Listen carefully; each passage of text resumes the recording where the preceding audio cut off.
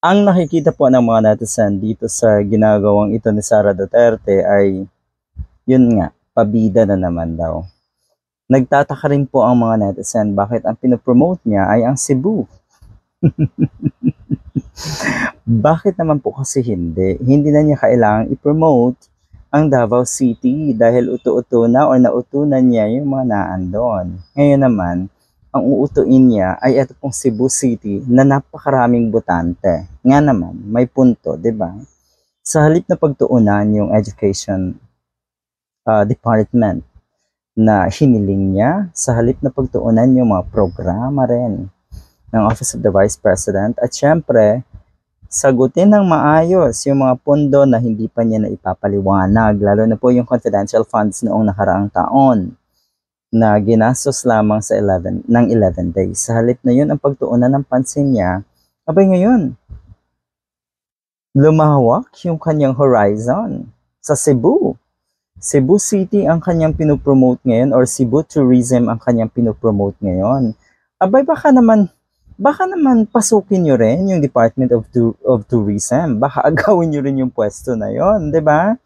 Antindi. Matindi talagang pumapel ang mga katulad na ito, sabi ng mga netizens. Yan po ay sabi ng mga netizens, ha, yung mga Davao trolls dito. Lahat or karamihan po sa sinasabi ko ay nababasa ko lang at base po sa mga reaction ng mga netizens.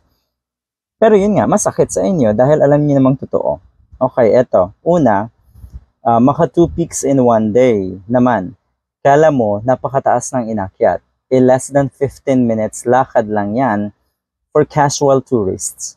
Nakadalawang peak daw kasi na inakyat atong si Sara Duterte. Pangalawa, bakit hindi Davao ang pinopromote natong si Duterte? Pangatlo, bakit Cebu? Dahil vote richest province at kailangan niya magpapogi, ganda. Ngayon, doon dahil bagsak ang survey ratings niya sa Cebu City. Okay, sa pool, yun at yun ang dahilan.